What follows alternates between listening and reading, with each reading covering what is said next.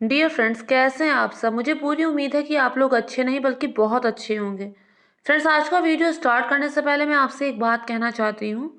अक्सर लोग crime shows को ब्लेम करते हैं कि उनकी वजह से लोग क्राइम करने के नए नए तरीके सीखते हैं, किस तरह से क्राइम से बचा जा सकता है उसे सीखते हैं। लेकिन फ्रेंड्स, ये बात सही नहीं है, क्योंकि हर क्राइम शो के एंड में, जितने भी क्राइम शोज हैं उनके एंड में ये बात ज़रूर दिखाई जाती है कि क्राइम करने वाला किस तरह से पकड़ा गया है। अगर उसके एंड को हम अपने जहन में रखें तो क्राइम करने से पहले एक बार सोच लें। ऐसी ही एक घटना सामने आई है। फ्रेंड्स, ऐसा कहा जाता है कि दिल्ली की जो पॉपुलेशन है लगभग 2 करोड़ है और लगभग 90,000 पुलिस कर्मचारी हैं। दिल्ली की इतनी बड़ी पॉपुलेशन के लोगों को संभालने के लिए 90,000 पुलिस कर्मचारी हैं। उसी बीच एक ऐसी वारदात, एक ऐसी घटना सामने आती है जिसके बारे में कोई सोच भी नहीं सकता। इस घटना की शुरुआत हुई थी महाराष्ट्र के पालघर से। वहां पर एक फैमिली रहती थी। पिता थे विकास वालकर और इनकी एक इलेक्ट्रॉनिक शॉप थी, सर्विस का भी काम करते थे। पत्नी का नाम था सुमन और इनकी बेटी थी जिसका नाम था श्रद्धा, जिस पर ये वीडियो बेस्ड है। जो आप लोग रोज देख रहे हैं वो श्रद्धा। इसकी उम्र लगभग 27 साल की थी। भाई था एक, उसकी उम्र 23 साल की थी। पिता अलग रहते थे, माँ और बच्चे अलग रहते थे। अभी क्या मैटर था वो नहीं पता है, लेकिन पिता अलग रहते थे और माँ और बच्चे अलग रहते थे। उसके बाद क्या हुआ, मुंबई में जो श्रद्धा के कॉमन फ्रेंड थे उन्होंने श्रद्धा को सजेस्ट किया कि वहां पर मल्टीनेशनल कंपनी के एक कॉल सेंटर में वो चाहे तो जॉब कर सकती है। यहाँ पे जॉब की अच्छी अपॉर्चुनिटी है, उसे अच्छी खासी जॉब मिल सकती है। तो वो महाराष्ट्र से मुंबई गई। वहाँ पे एक मल्टीनेशनल कंपनी के कॉल सेंटर में उसने बाकायदा जॉब की और उसके बाद उसी कॉल सेंटर में एक और। फ्रेंड्स, मैं अपने वीडियो को आगे बढ़ाने से पहले आप लोगों से रिक्वेस्ट करती हूँ कि प्लीज़ मेरे चैनल को सब्सक्राइब कीजिए।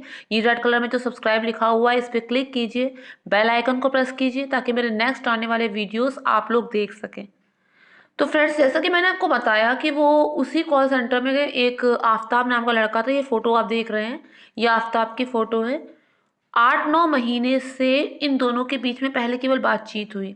उसके बाद क्या हुआ कि बातचीत ने दोस्ती का रुख लिया और उसके बाद ये दोस्ती प्यार में बदल गई और उसके बाद वो दोनों साथ में लिव इन रिलेशन में रहने लगे। क्या हुआ कि ये श्रद्धा, ये जो फोटो है आप श्रद्धा की देख रहे हैं, क्या हुआ कि उसके बाद ये श्रद्धा अपने घर में जाती है, अपनी माँ को बताती है, अपने पिता को बताती है कि वो एक लड़के से प्यार करती है, उसके साथ वो लिव इन रिलेशन में भी रह रही है और उसके साथ शादी करना चाहती है। आप लोगों का आशीर्वाद चाहिए। इस पर क्या हुआ, उसके पिता और माँ इस चीज़ के सहमत नहीं थे, इस चीज़ के बिल्कुल खिलाफ थे। एक तो लड़का इंटरकास्ट था, ऊपर से ये उनके परिवार में ऐसा कभी हुआ नहीं था। बहुत कोशिश की माता पिता ने उसे समझाने की, लेकिन वो नहीं मानी। और अंत में उसने ये कहा कि आप समझ लीजिए आपकी कोई बेटी है ही नहीं।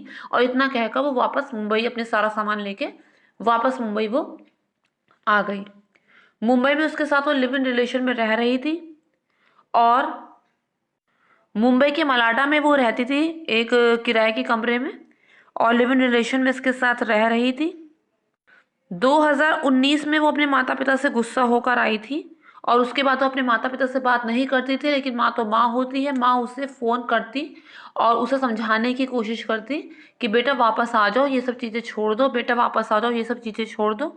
लेकिन वो नहीं मान रही थी। लेकिन हो सकता है माँ इसी तरह से उसे मना लेती अगर वो जिंदा होती तो। उसकी माँ जो थी सुमन, पहले उनकी मृत्यु हो गई और उसके काम में ये श्रद्धा वहाँ जाती है, सब रीति रिवाज रस्में सब अटेंड करती है, वहाँ जाती है श्रद्धा। उसके बाद क्या होता है, पिता वापस उससे कहते हैं कि बेटी वापस आ जाओ, लेकिन वो नहीं मानती है और वापस वो मुंबई चली जाती है। उसके बाद उसकी उसके पिता से 2 बार फ़ोन पर बातचीत होती है। पिता उससे यही कहते हैं कि वो वापस आ जाए। उससे पूछते हैं कि उसका लिव इन पार्टनर कैसा है। वो बताती है कि वो उसे बहुत मारता पीटता है।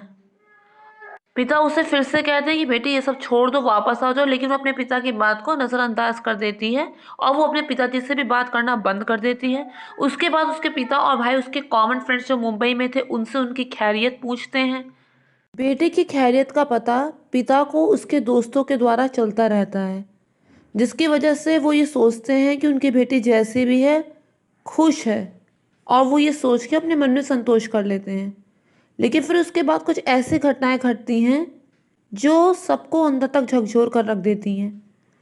हुआ ये कि फ्रेंड से पिता उसके उसकी खोज खबर ले रहे थे, लेकिन तभी पिता ने सोचा कि अब हम फ्रेंड से ही क्यों पूछे जब वो खुद कोई मतलब रखना ही नहीं चाहती। तो उसके बाद उसके व्हाट्सएप के डीपी देखकर, कभी उसके स्टेटस देखकर, कभी उसके फेसबुक प्रोफाइल को देखकर, कभी इस तरह से पिताजी उसकी खैरियत का पता लगा रहे थे कि उनकी बेटी सोशली एक्टिव है, वो कहीं घूमने फिरने जा रही है, डीपी चेंज हो रहे हैं, स्टेटस बदल रहे हैं, उसका मतलब उनकी बेटी खुश है। चलो ठीक है। उसके बाद क्या होता है, उसकी फेसबुक व्हाट्सअप ये सब चीज़ें जो हैं वो पूरी तरह से बंद हो जाती हैं, कोई डीपी नहीं, कुछ नहीं। तो उसके बाद उसके पिता उसके मुंबई के जो फ्रेंड्स होते हैं उनसे पूछते हैं, तो वो कहते हैं कि अब वो लोग यहाँ पर नहीं हैं, वो लोग दिल्ली चले गए हैं, दिल्ली में वहाँ छतरपुर में कहीं वो लोग रहते हैं, लेकिन एड्रेस क्या है वो नहीं पता हमें। तो पिता सोचते हैं चलो ठीक है, दोनों साथ में हैं, खुश हैं, कोई बात नहीं अगर दिल्ली चले भी गए हैं तो। उसके बाद ये घटनाएं जो हैं ये बंद हो जाती हैं, पिता की तरफ से कोई पूछताछ नहीं होती है, भाई से कोई फ़ोन नहीं, कुछ नहीं। उसके बाद 18 मई का दिन आता है। 18 मई से पहले क्या हुआ था? उससे पहले ये हुआ था कि जब 8 मई को ये लोग दिल्ली पहुंचे थे तो वहाँ पर किसी होटल में रुके थे। उसके बाद 10 मई को ये अपने किसी दोस्त, इन दोनों का जो कॉमन फ्रेंड था वहाँ छतरपुर में, उसके घर पे ये लोग कुछ दिन रुके। उसके बाद इन्होंने वहीं आसपास अलग से किराए पे कमरा ले लिया और वहाँ ये लोग रहने लगे। इन दोनों के बीच झगड़े और मारपीट की सिर्फ एक ही वजह थी, सिर्फ एक ही कारण था। वो था कि लड़की शादी करना चाहती थी और ये जो लड़का था वो टाल मटोल कर रहा था कि शादी की क्या ज़रूरत है, ऐसे जैसे चल रहा है वैसे ठीक है। इसी बात पर दोनों के झगड़े होते थे, लड़ाई होती थी। उसके बाद 18 मई का दिन आता है। 18 मई वाले दिन ये जो लड़का होता है उसका झगड़ा होता है श्रद्धा से, और झगड़े में वो गुस्से में आकर उसका गला पकड़ लेता है और उसका गला तब तक दबाता है जब तक उसकी जान नहीं चली जाती। अब श्रद्धा मर चुकी थी, उसी कमरे में थी। वो सोचता है कि कल देखते हैं कि क्या आगे करना है, और उसकी लाश वहीं पर थी और फिर भी वो उसी कमरे में रात में सो गया। उसके बाद वो सुबह उठा, सोचा कि अब क्या करेंगे, तो उसने एक जगह से पहले उसने फ्रिज खरीदा, एक बड़ा फ्रिज खरीदा 300 लीटर का। अगली दुकान से उसने आरी खरीदी और उसकी अगली दुकान से उसने पॉलीथीन्स, काली पॉलीथीन्स खरीदी। उसके बाद उसने एक पिट्ठू बैग खरीदा। उसने चाय बनाई, बकायदा जोमेटो से खाना मंगवाया, खाना खाया। उसके बाद वो बाथरूम में श्रद्धा की लाश को लेकर गया और आरी से इत्मीनान से उसके टुकड़े करने लगा और उन टुकड़ों को पन्नी में बंद किया। अब पूरी लाश के टुकड़े तो एक बार में हो नहीं सकते थे। बची हुई लाश उसने फ्रिज में रख दी। बची हुई लाश उसने फ्रिज में रख दी। फ्रिज में उसका दूध भी रखा था जिससे वो रोज चाय बनाता था, पीने का पानी रखा था, बाकी चीज़ें भी फ्रिज में रखी हुई थी। उसी में उसने श्रद्धा की बची हुई लाश भी रख दी। उसके बाद रात में 2 बजे वो अपनी बाइक से निकलता है, पिट्ठू बैग में, काली पॉलीथीन में वहीं लाश के टुकड़े जंगल में कहीं ले जाता है, उन्हें फेंक देता है। वापस घर आता है, सो जाता है।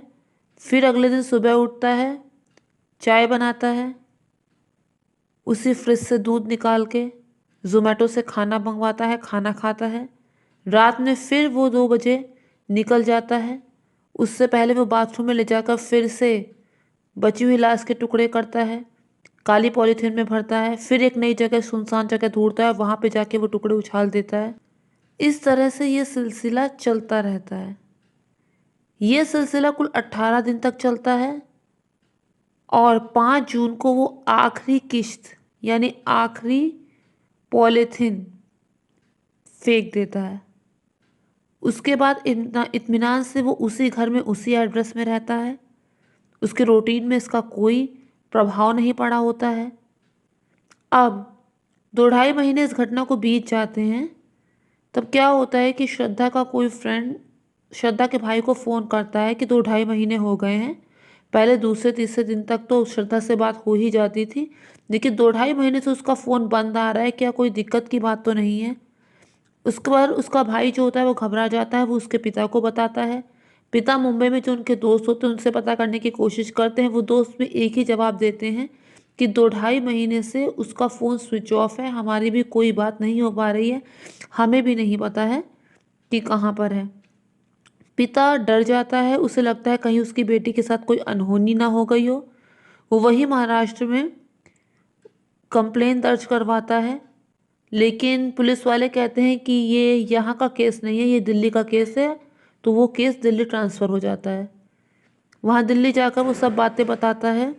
पूरी बात जानने के बाद श्रद्धा के कॉमन फ्रेंड्स को फ़ोन किया जाता है, जिससे पता चलता है कि दिल्ली में छतरपुर में वो रह रही थी, लेकिन एड्रेस नहीं पता होता है उन लोगों को।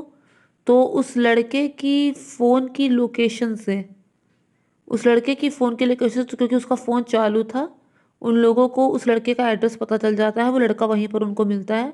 उससे पूछा जाता है कि तुम्हारे साथ जो श्रद्धा रह रही थी वो कहाँ थी। इस पर वो बताता है कि 18 मई को हमारा झगड़ा हुआ था, उसके बाद वो घर से चली गई थी।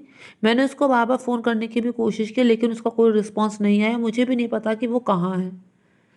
पुलिस जब उसकी बात सुनती है तो पहले इन्वेस्टिगेशन करती तो उसे पता चलता है कि 18 मई वाले दिन से ही श्रद्धा का फ़ोन बंद है, और उसके बाद इस लड़के के द्वारा उसे कोई फ़ोन नहीं किया गया है।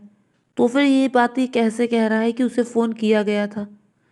दूसरी चीज़, पुलिस उस लड़के को रिमांड में लेती है और तसल्ली से पूछताछ करती है, जिसमें जो खुलासा होता है वो इंसानियत को शर्मसार कर देता है।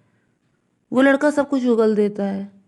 वो लड़का बता देता है कि 18 मई को गुस्से में आकर उसने श्रद्धा को मार दिया, और इस तरह से उसने उसकी लाश के टुकड़े कर करके उसे ठिकाने लगा दिया।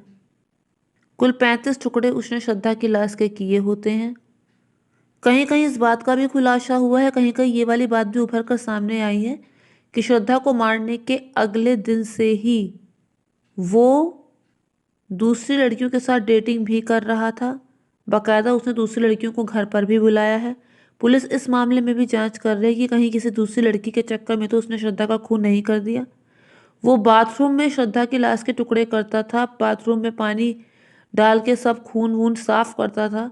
उसके बाद पूरे घर में वो तेज परफ्यूम अपने कमरे में डालता था, जिससे बाहर तक बदबू ना जाए। क्लोरीन भी वो यूज़ कर रहा था ताकि किसी भी तरह लोगों को भनक ना हो। इसे सब करने के बाद ये सब करने के बाद उसने बहुत दिनों तक अपने पड़ोसियों से भी बात नहीं की थी। मुंबई में जो लोग उसके पड़ोसी थे उन्होंने कहा कि हमें तो यकीन ही नहीं हो रहा कि वो ऐसा भी कुछ कर सकता है, क्योंकि वो बहुत ही शांत स्वभाव का था और सोशली एक्टिव था। तो उन्हें विश्वास नहीं हो रहा कि उसने ऐसा कुछ किया है। यहाँ पे कई बातें और सामने आती हैं। मैंने अपने पिछले वीडियो में आपको नीरजा भनोट के बारे में बताया था। एक मौत उसने भी पाई थी, एक हिम्मत उसने भी दिखाई थी, लेकिन उसकी हिम्मत में और उसकी मौत में और इधर श्रद्धा की मौत में ज़मीन आसमान का अंतर है। बहुत ही घिसी पिटी लाइन है, लेकिन सच है। रामचरितमानस में ऐसा लिखा हुआ है, मात पिता गुरु प्रभु के बानी, बिनहि विचार करिए शुभ जानी। तो फ्रेंड्स, अपना वीडियो यहीं पर स्टॉप करती हूँ। मुझे पूरी उम्मीद है कि आपको मेरा वीडियो अच्छा लगा होगा। अगर आपको मेरा वीडियो अच्छा लगा तो मेक श्योर मेरे चैनल को सब्सक्राइब, वीडियो को लाइक और शेयर कीजिए। Thank you friends, thank you so much.